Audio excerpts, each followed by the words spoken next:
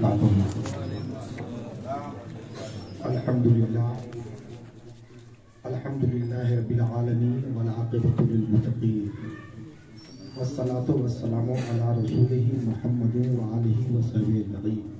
हज़रात, आज यकीनन हम तमामी अहले सुन्नत के लिए फख्र की बात है कि सुन्नी उलमा की जानिब से इस तरह की पहल की गई। गैर तो हमेशा करते रहे, हमारे आलिम उलमा हमारे बड़े लोग यही सोचते रहे कि मन्ना सलवा आएगा और हम खाएंगे, कोशिश किया नहीं, करते भी बहुत कम है। काबिले सब मुबारकबाद है मुस्लिम बोर्ड नेपाल के सारे उलमा हजरात जिन्होंने कोशिश की, कम से कम सबका मुद्दा उठाने वाला दुनिया में तो था। हम मौलवियों का मुद्दा उठाने वाला जल्दी नहीं मिलता था, इस गरीब मौलवी का भी मुद्दा उठाने वाला कोई नहीं था। हर कौम की तंजीम, हर फन के लोग की तंजीम है, अगर उसकी बात मान लो तो ठीक है, नहीं तो इश्तेहार। मौलवी हजरात 6000 की तनख्वाह पे पहले से बहाल थे। सेक्रेटरी साहब कहते हजरत 5000 रुपया में दूसरा मौलवी मिल रहा है, आपको रहना है तो रही नहीं जाएगी। अब तक उसके बाद के जनाजे की नमाज हमने पढ़ा, बेटी का निकाह हमने किया, उसके हलाल काम को हराम हमने बनाया। और जब उसकी जरूरत पूरी हो गई तो आप कौन है, हम कौन है? किसी को हटाने के लिए 5 मिनट सोचना पड़ता, मौलवी को हटाने के लिए कोई सोचता नहीं। हर कोई आया और कहा जाएगा भाई क्या करे, गांव में इत्तेफाकी हो जाएगी, आप न जाएंगे तो हजरत चले जाइए। हजरत लोग सबर किए चलती है। मैंने कहा कब तक ये कौम मजलूम बनकर रही? हकीकत यह है कि मौलवी के अपना ड्यूटी करने वाला किसी भी लाइन का कोई भी आदमी नहीं है। एक मजदूर जो गारा मिट्टी बनाता है उससे कहे तो 6 घंटा से ज्यादा ड्यूटी नहीं करता, और अगर कड़क के बोलेंगे तो कल से हम अपनी ड्यूटी अपने घर में रखिए, हमको दूसरे जगह काम करने जाना है। राजमिस्त्री 1000 की तनख्वाह ले रहा है, रोज ले रहा है। अभी हमारे मस्जिद का काम अल्लामा मिराज असद दाखिला, अल्लाह के फजलो करम से नेपाल में कम लोगों से मेरा पहचान है, इंडिया में बेहम देता अक्सर लोग मुझे जानते हैं। मैं हमेशा मदरसा का मुहतमी नहीं रहा, और अपने गांव में हजरत अल्लामा शमसुल हक साहब किबला जो हमारे बहुत ही बड़े मुहसिन है, खुटौना के अल-जामिअतुर रस्मिया ऐनुल उलूम का मैं सरबराह आला भी हूँ, और अभी जो मस्जिद बन रही है उसका मैं खाली हूँ, और भूती में मैं दारुल उलूम इस्लाम का फैजान रजा का मुहतमिम हूँ। बरकर हमेशा हमारी कभी भी किसी सिक्योरिटी से बनती नहीं है, क्योंकि हमेशा मैंने मौलवी के हक में आवाज बुलंद की है। जो लोग मुझे जानते हैं, अल्लामा मोहम्मदुल्लाह साहब किबला जानते हैं, मैं ड्यूटी में रहा हूँ, वो मुझे जानते हैं। मैं कभी किसी के साथ धोखा नहीं किया। उसकी वजह क्या है? हमारे आलिम समझते हैं कि सिर्फ हमको आलिम बन गए, मदरसे की जीनत बननी है, मस्जिद के मसल्ले की ही जीनत बननी है, जब लोग चाहे जिस तरफ से ठुकराते रहे हम उनकी बात को मानते रहे। मैं कहूंगा यह कि जदीद तकाज़ों के मुताबिक हर आलिम को कोई न कोई हुनर ले करके बाहर निकलना चाहिए, ताकि जब दीन के खिदमत की जरूरत पड़े तो दीन की खिदमत करते रहे, और जब इज्जत न मिले तो ऐसे गांव के लोगों को भी ठोकर मारकर तुम क्या ठोकर मारोगे, मैं तुझे ठोकर मारता हूँ और मैं अपने गाँव में चलता हूँ।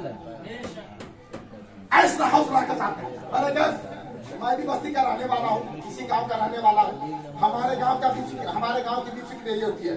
लेकिन मुस्लिम बोर्ड जो कायम हुआ हजरत, तो हमारी आवाज उठी है। कभी भी वो कौम तरक्की नहीं कर सकती है जब तक के उसके पेशवा खुश न हो, उनके पेशवा तरक्की न करे। ये कौम मुस्लिम का पेशवा कौन है? ये उलमा है, ये उलमा है।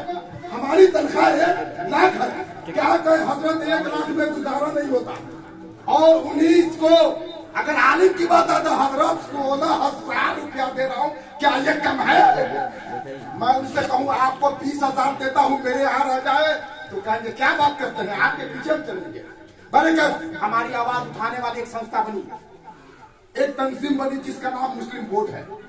तो जो तंजीम हमारी आवाज उठावे उसको मजबूत भी करना जरूरी है, उसको मजबूत भी करना जरूरी है।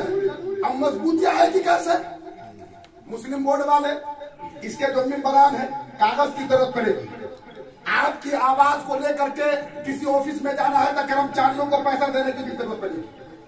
कहीं बाहर जाना है, जरूरत पड़े तो ये हवाई जहाज के जरिए से काठमांडू जाए, हमारी आवाज को उठावे। जरूरत पड़े तो हवाई जहाज के जरिए से जनकपुर जाए। सिर्फ ये रोड पे वोट मांगने वाले लोग हवाई जहाज से न चले, जरूरत पड़े तो हमारे उलमा भी जाए। लेकिन ये तंजीम जाएगी कैसे? जाएगी कैसे? इसके लिए इस तंजीम को मजबूत होना पड़ेगा। अब मजबूती के लिए सबसे पहले सर नदारत चुन इश्क टेटे पैसे की जरूरत पड़ती है। तो आज ये हमारी आवाज उठाई जा रही है कि हर आलिम को नौकरी दी जाए। सब आलिम को न मिले, 5 को मिल गया तो हमारे बिरादरी का 5 गया तो 10 की तो उम्मीद रहेगी ना, रहेगी कि ना रहेगी? अब ये सोचे मौलाना तौकीर रजा को मिल गई, हजरत अल्लामा शमसुल हक साहब को क्या मतलब है जी रही? हर कौम अपने बिरादरी के लिए मरती है, सबको मिलता नहीं है। तो कोशिश करे हमारे बिरादरी का कोई जाएगा तो वही जाकर के फिर दूसरे के लिए राह हमवार करेगा, वही जाकर के दूसरों के लिए राह हमवार करेगा। तो हम अगर कोई कमी हो जाए तो इनकी कमी को न देखें, बल्कि इनकी हौसला अफजाई करें कि हजरत बहुत अच्छा, आगे बढ़ते जाए, आप आगे बढ़े, हम तुम्हारे साथ हैं। नेताजी कुछ बोलेंगे नहीं, एक आदमी को ले लिया आगे आगे चला, पीछे से सब कह रहा है नेताजी आगे बढ़ो हम तुम्हारे साथ है, नेताजी आगे बढ़ो हम तुम्हारे साथ है। अरे भाई इसके साथ आदमी नहीं है तो क्यों आप आगे बढ़ो कह रहे हैं? मुस्लिम तंजीम आप आगे बढ़े, हम आपके साथ हैं। मुस्लिम वोट आप आगे बढ़े, हम आपके साथ हैं। आपके साथ कैसे है? जरूरत पड़ेगी पैसे की, पैसा देंगे। जरूरत पड़ेगी साथ चलने की, साथ चलेंगे। जरूरत पड़ेगी आपके साथ अपने खून और पसीना को बहाने की, आपके साथ हम हैं। जब इस तरह का हल करके हम यहाँ से निकलेंगे तो कदम चूम लेती है खुद भर के मंजिल मुसाफिर अगर अपनी हिम्मत न हारे। कदम चूम लेती है खुद भर का मंजिल मुसाफिर अगर अपनी हिम्मत न हारे। तो उलमा से मेरी दरखास्त ये है, मुस्लिम तंजीम, मुस्लिम बोर्ड वाले ये लोग कहें या न कहें, लेकिन हर तंजीम को शुरू में परेशानी होती है और माली मुश्किलात का सामना करना पड़ता है। लिहाजा हम उलमा अगर चाहें अपनी तंजीम को मजबूत करने के लिए तो हर गांव से अगर 2-2 हजार रुपया, 4-4 हजार रुपया जरूरत पड़ने पर अपनी तंजीम को हम मदद कर देते हैं तो हमारी तंजीम मजबूत होगी और उससे जो है हम आलिमों का काम आगे बढ़ता चला जाएगा। तो लिहाजा हमारे उलमा से दरखास्त है, हमने तो सबके लिए भीख मांगने किए हैं, सबके बच्चों के लिए भीख मांगा, मदरसों के लिए मांगा। सब आज अपने लिए अपना भीख मांग लीजिए, अपने लिए अपना भीख मांग लीजिए। अपनी तंजीम को मजबूत करने के लिए कोशिश कीजिए। अल्लाह तबारक व तआला हम सबको अच्छे रास्ते पर चलने की तौफीक अता फरमावे। आमीन सुम्मा आमीन। अस्सलामु अलैकुम।